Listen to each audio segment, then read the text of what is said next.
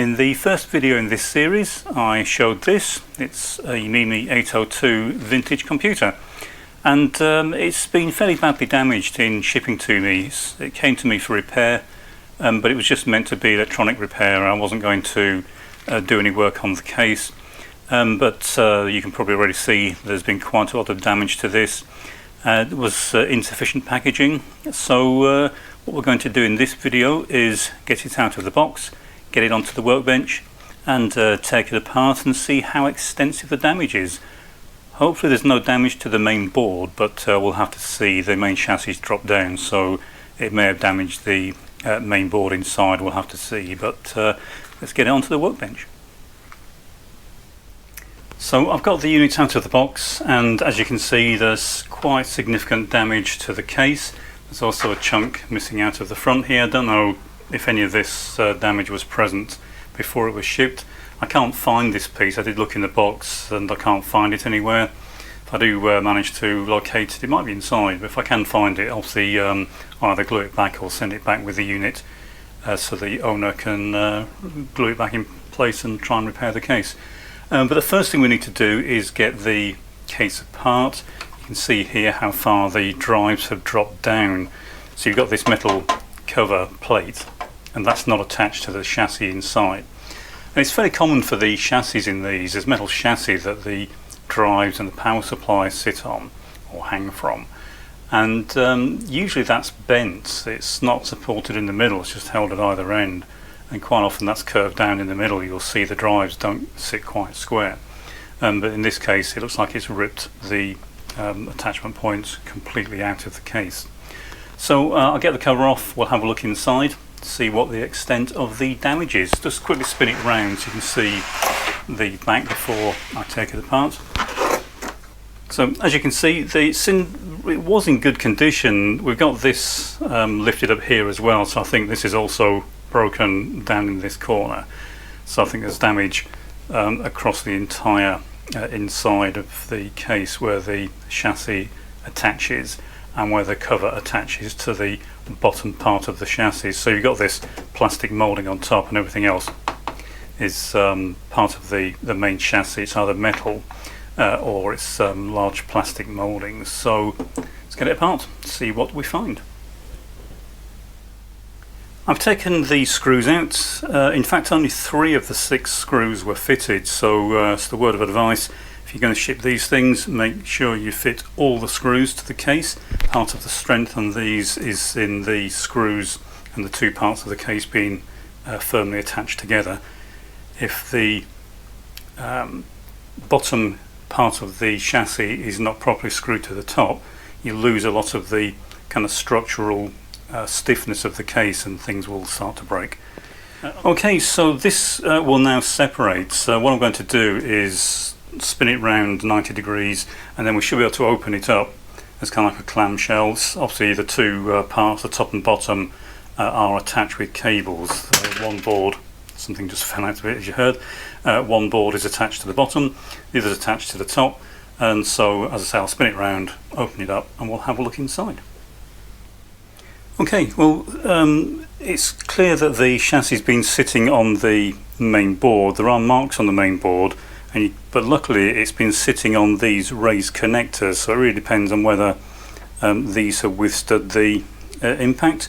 So the chassis has been sitting on the capacitors and the connectors.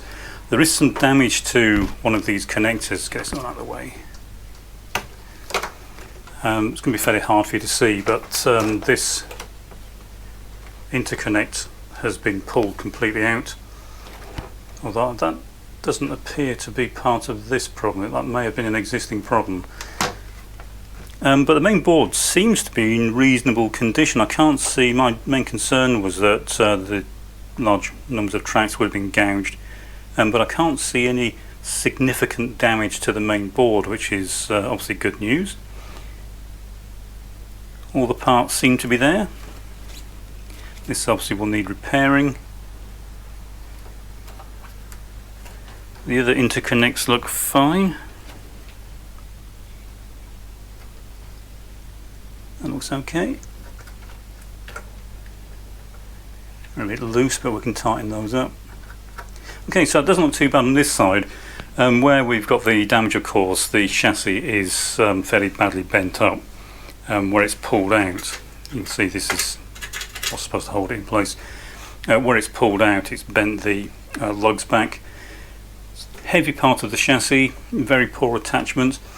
The good news is it does not seem to have done too much damage to the mounting part of the case. Normally they break where these are attached. I can't actually see any.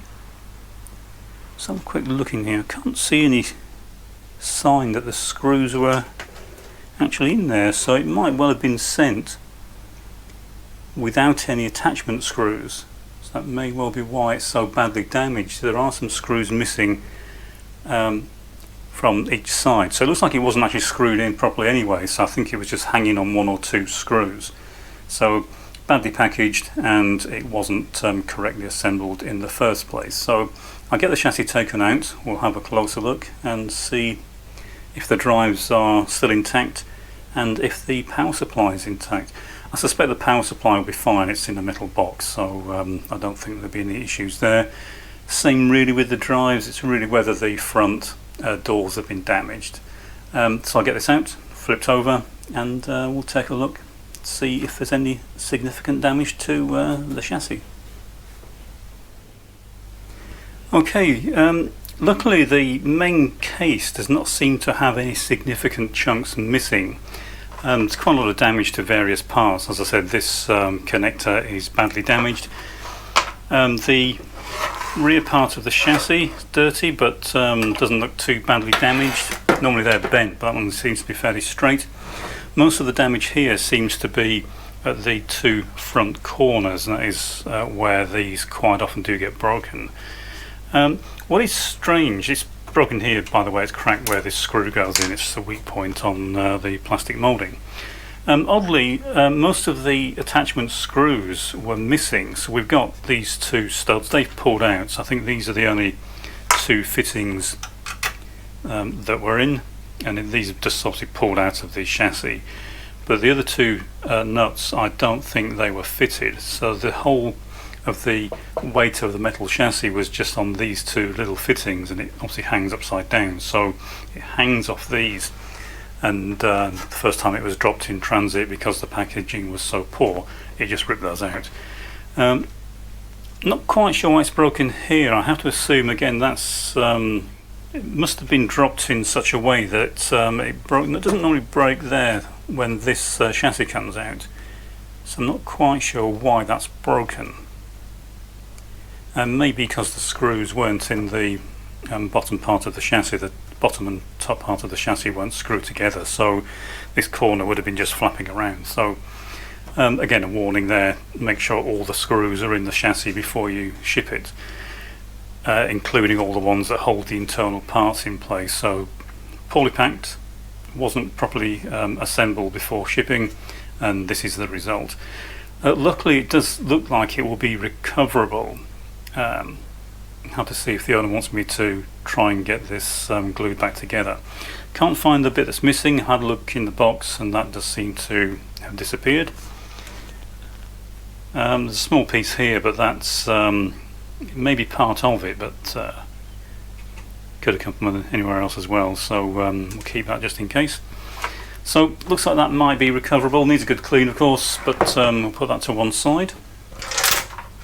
And then the main chassis, this is of course fairly badly bent up.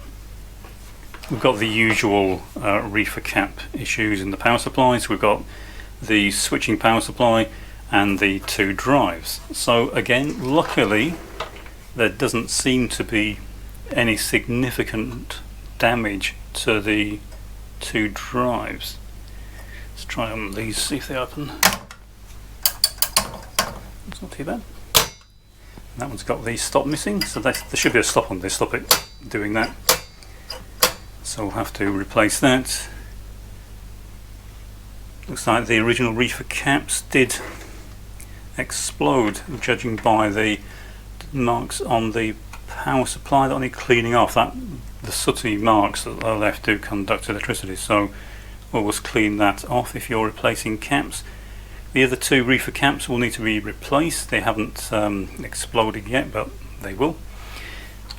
Okay, so not quite as bad as I thought. I'll just grab the main board.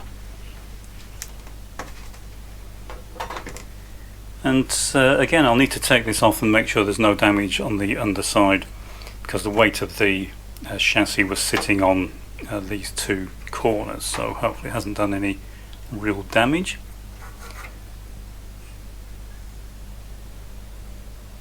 Can't see any damage anywhere else. One of the nice things with this particular type of machine is that all the ICs are in sockets, so it does make repair very easy, but unfortunately also kind of introduces a lot of issues as well. Quite often you find the sockets are dirty, and you end up with weird intermittent faults, but usually it's fairly easy to track that down. Don't really know what the state of play is with this. It was just really meant to be a repair of this main board, but the next thing we'll do is probably try hooking power up to the main board and see what it does. I'll go through it first, do all the usual static checks, clean it up, take it out. We'll have a look at the underside in the next video, make sure there's no damage. Doubt there will be, but it's obviously better to check that first. Just looking for any other missing screws on this, but the rest, there's one missing screw down here. I can't see any others that are missing, so only one missing screw, and again these do need to be in, otherwise this just slaps around and the vibration can damage the board. Okay, so that's it for this video. Not quite as bad as it could have been. Might have been a lucky escape with this. Okay, well when I ship this back I will most likely ship the main chassis separately wrapped to the main unit, and the reason I'll do that is because with the damage to the case, it's already weakened, and if I try shipping it back all in one piece, chances are we'll get more damage to the case. I think it's been a fairly lucky escape so far with this. Could have been a lot worse. This board could be entirely destroyed, so if you are going to ship one of these back, make sure all the screws are in. Don't send it with just one or two screws holding heavy parts of the internal chassis in place, because it will fail. But let's move on in the next video and see if we can apply some power to this and see if we can get it to come back to life.